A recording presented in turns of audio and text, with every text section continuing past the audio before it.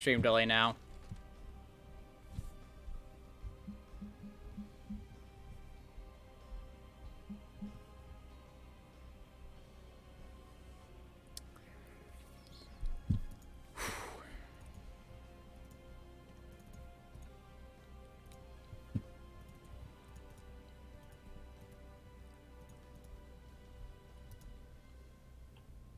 Okay. So, what am I preparing myself for here then, in that case? Wait, you said Terran or which one's Zerg or Toss? Or Zerg or Terran, got it. No, it's Sargon. He's been a little bit salty recently. He isn't enjoying playing Tyrant too much. Yeah, so he switched over to Sargon. I mean, there's nothing quite like sending a bunch of Roach Ravager Hydra at somebody's face and just smashing them. So. Yeah, he's playing Sargon. He's done with Tyrant, I guess. I mean, if he was on the fence, then TVT was probably going to throw him off.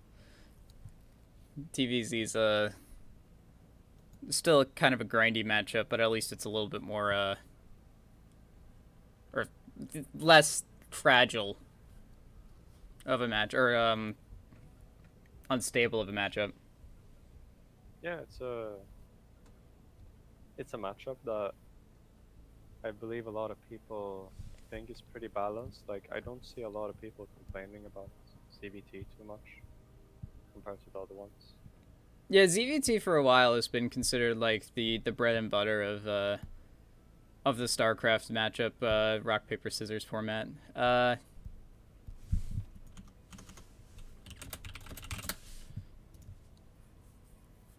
Just because it's the Lingbane Muta for a while was kind of like just what you did in TVZ. Roach Infester kind of got a little bit crazy in Wings of Liberty. Then when Heart of the Swarm came around, everything was kind of balanced for a while. They had some issues with Ultralisks, but other than that, everything was it just made for a nice dynamic matchup from the early game all the way up until late game. Now, Port Alexander, this is going to be one of the more standard style maps. It kind of looks, I don't know, what would this be analogous to?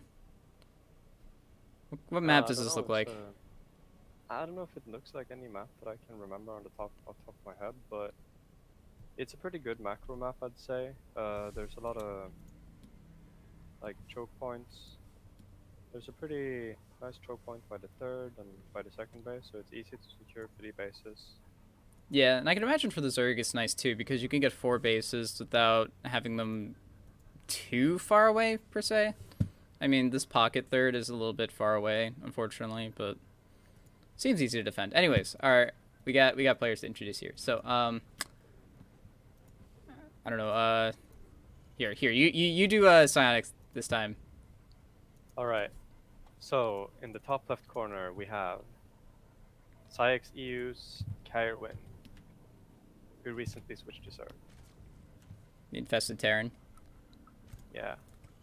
Alright, in the bottom right-hand corner from team, I'm still going to call him Perseus. It's a nice little dragon face he's got there next to his blue command center in the bottom right. He is Tony. And I looked a bit at Tony's stats, and he has pretty good win rate versus Zerg. I guess that's his best matchup. Let's see what he does. So he sees leaving space for a reactor for his barracks in the wall off. Not uncommon. Reactor is pretty much just a staple, reactor first that is, in TVZ, so you can get your reactor Hellions out, or maybe just reactor Marines. Usually start off with a Reaper first, as we see here. Just for that nice little early game creep denial, third denial, or fast third base denial, rather. Yeah, and scouting information. For both players. Yep. So nothing really out of the ordinary. We do see an SCV scout here for Tony, which is not exactly as common. You will see this every once in a while for a Terran that likes to play safe. It puts the Zerg a little bit on edge, because having an SCV next to your base is generally not something you want to see going on. Oh, he's going to try and delay this third base, but So your K1's actually just gonna go for a pocket third. This is his Terran senses tingling right now. This is not where you normally go for a third base as a Zerg player. Yeah, the STE is looking a little bit confused there, controlling the what would be third base. Yeah, so the Reaper's gonna come in here and he's gonna try and do a little bit of damage. He does see that there are drones popping out, which is a little bit odd as well, I suppose, if he doesn't think that the third base is going down. Oh, I get the nice Terran music. Yeah, the Terran music is the best one.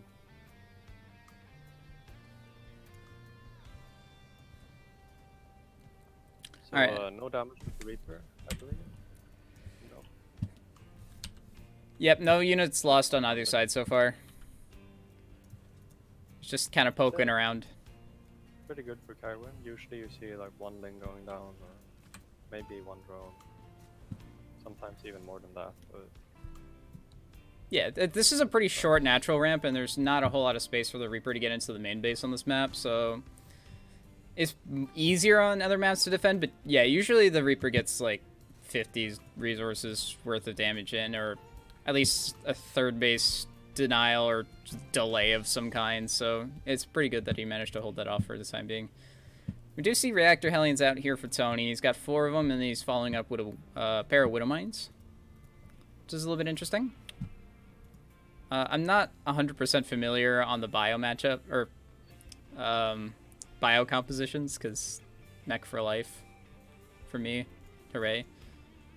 And I haven't used the Widow Mines too much in a while. I'm a little bit out of my comfort zone casting people who are not Protoss, because like, I haven't really played other races since I returned to StarCraft and Legacy of Tomorrow. I'm a little bit shaky here on my game knowledge. Not really sure entirely on like the ins and outs of the matchup, but it is possible. Oh, he's going for a Widow Mine drop. I see. So he's gonna try and poke in with these Hellions in the front, and then he's probably gonna try and drop the Widow Mines in the main base here, and that can do a bunch of damage if Carwin's not paying enough attention. yeah. It's kind of a high risk, high reward strategy, but yep, up we go. Adventure to the top of the map. Doesn't have to be too high risk though. Like you can always save the Widow Mine and so on. Or rather, I should say it either does a lot of damage or it does very little damage. It's more paying attention to how, or it's noticing it on time. That is whether or not you prevent a bunch of workers being lost. Like normally you can save most of them, or you just lose like 10 or something absurd. All right, Hellions are going to come into the third base. Back at home though, because there's a huge like swap of links here. I could just yeah, pound down the wall. Yeah, the wall is already raised because there's a little Ling here that was doing some poking, and Tony don't want none of that. But here comes the drop. Oh, he's not reacting. Oof. Ooh, 8, that hurts. 11. Oh, and now the drones run away. 11 drones. These poor guys are a little traumatized now. Yeah, go back to work. They don't have OSHA rights yet. All right, we see the Lings coming in here, and 1 Ravager to try and bust down this wall. The Hellions have returned, however, so I don't know how much damage this will actually deal. Oh, we got 3 more Ravagers as well. This could actually deal a fair amount of damage, especially since the Hellions are stuck on the Ravagers' side. Yeah, no Banshee, no tank, no Cyclone. How does he defend this? I don't think he has no. Yeah, he's got 5 Marines at a time coming out, but that's not nearly enough to deal with this. Natural's going to have to lift off at the very least. I can expect a lot more damage going down. We see 14 SCVs, so that Widowmine drop has been negated and more. We do have a Liberator here to defend the wall off, but oh no, the supply depot's not even... The supply depot doesn't even wall off the main. You can just walk right past the Liberator, and the SCVs are busy fighting the Zerglings in pretty much even numbers, which is already way, way worse than a normal engagement. Yeah, and meanwhile he has 3 bases up. Oh. GG. That one supply depot that was misplaced in the main base actually made a huge difference there. That hurts.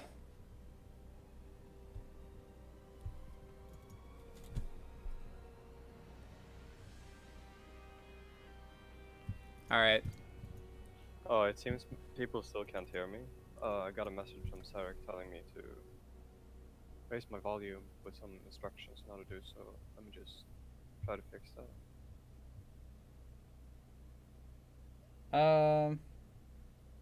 Oh, I could. Yeah, I can put you back up. I'm. Oh. Uh.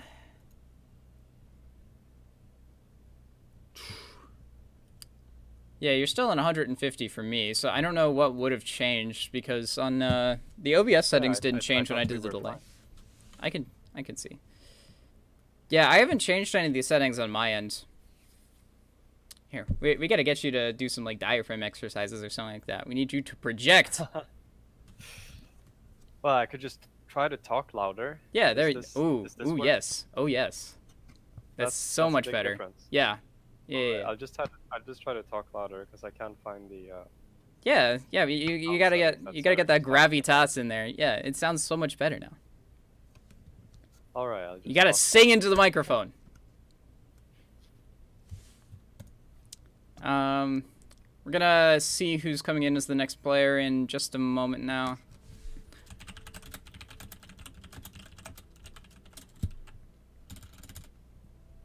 I want to actually see what these guys' name is because having Perseus up there and then seeing SttE really, really makes my brain confused.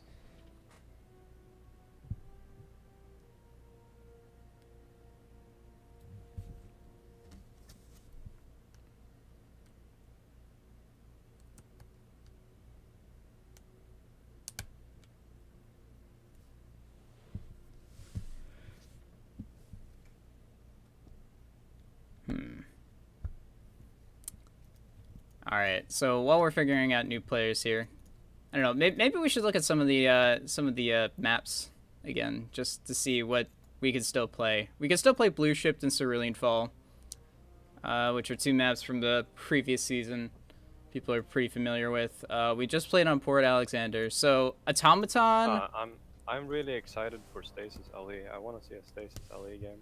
dude. The Stasis games that I've played, they've been pretty dynamic. I've done a lot of aggression on this map. I've done a lot of macro games, and I've seen the same thing from other players as well.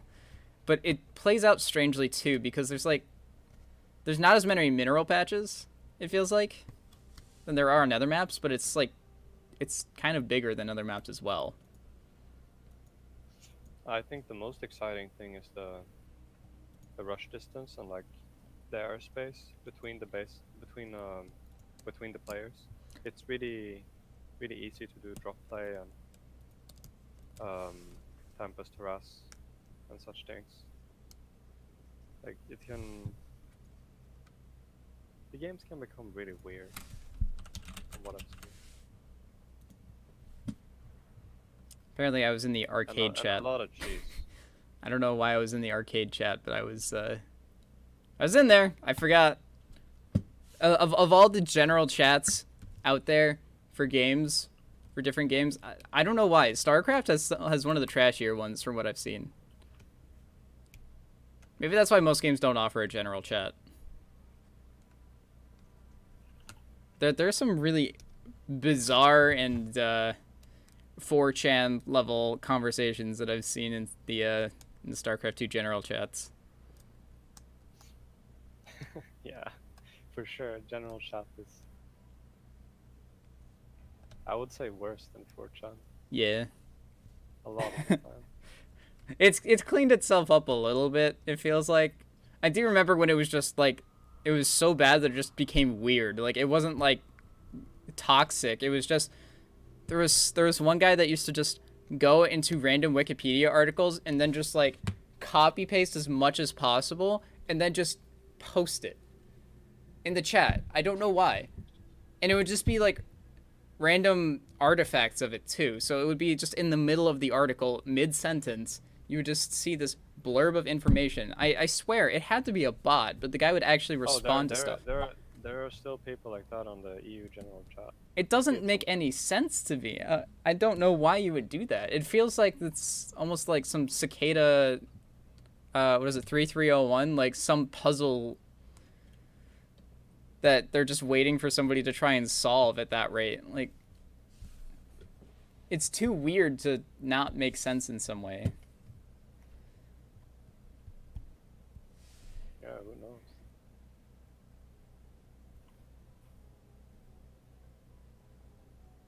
Seems that SttE are short on players. Yeah, unfortunately. So we're just trying to more or less work out. I guess they don't have anybody that's under the cap that was set when the event was scheduled and whatnot. But so we're more or less just trying to find some happy medium here, so we can keep going. I think the goal here is in general just we're not here for the competition. I thought, but.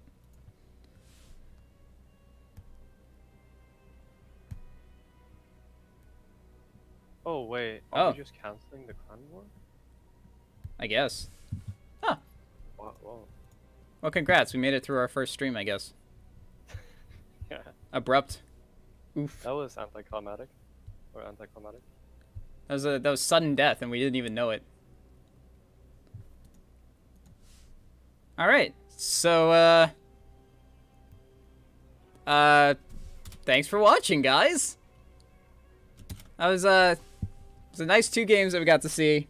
I hope you enjoyed. I guess we'll see you guys on the next stream, whenever that may be. I'm not sure when the next stream is going to be, at least on this channel or on the main. But yeah, peace, guys. Yeah, have a good day. or evening or night or whatever you're